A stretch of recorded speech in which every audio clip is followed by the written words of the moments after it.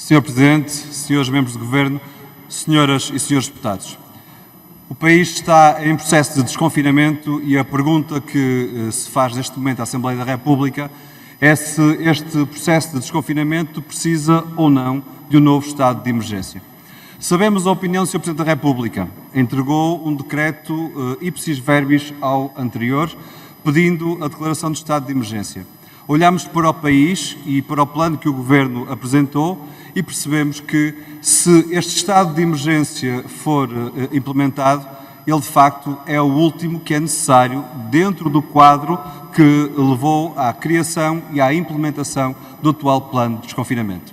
E por isso, da parte do Bloco de Esquerda, nós nunca negamos no passado, não negamos agora, a necessidade do estado de emergência. Mas creio que agora é justo e devido dizer que este é o último que nesta fase o país precisa. Sabemos que o horizonte tem algumas nuvens às quais nós não podemos deixar de prestar atenção. O número de novos casos continua a teimar não descer, mas é um facto.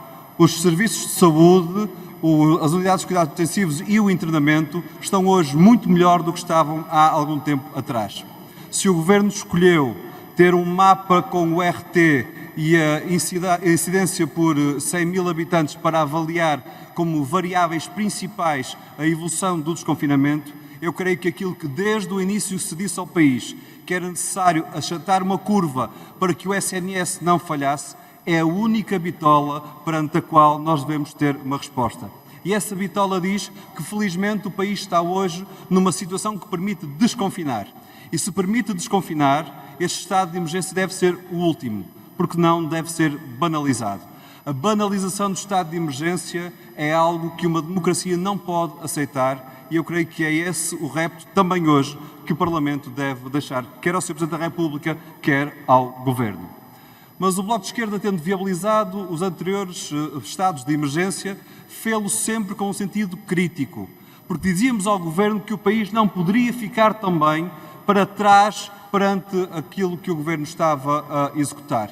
E tantas vezes o Governo não soube estar à altura das necessidades do país. Ainda hoje a Sra. Ministra não escondeu os números que são incontornáveis. O país testa menos do que deveria testar. Se hoje há novas variantes que nos ameaçam o futuro, elas deveriam estar mais contidas se o plano de testagem fosse mais massivo do que aquilo que está a ser implementado. Sabemos das dificuldades da vacinação e como tantas das dificuldades têm sido criadas também por escolhas políticas que continuam a deixar aos gigantes das multinacionais farmacêuticas todo o lucro e todo o poder sobre as patentes.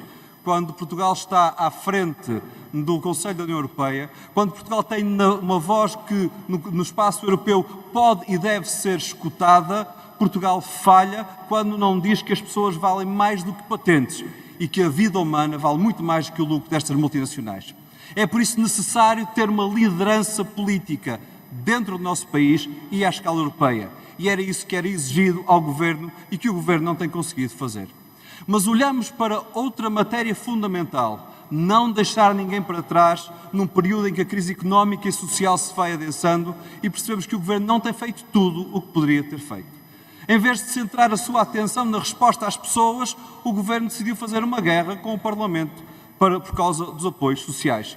E percebemos como essa guerra era absolutamente dispensável, um jogo político que o país não necessitava. E é o próprio Governo que reconhece isso quando ainda há dias envia para promulgação decretos que realçam e reforçam aquilo que a própria Assembleia da República acabou por promulgar e aquilo que o Governo disse que não tinha dinheiro para pagar e por isso enviou para o Tribunal Constitucional.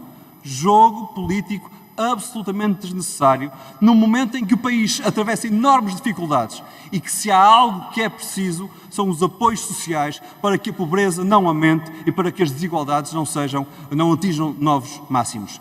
Desse ponto de vista, esteve bem o Parlamento.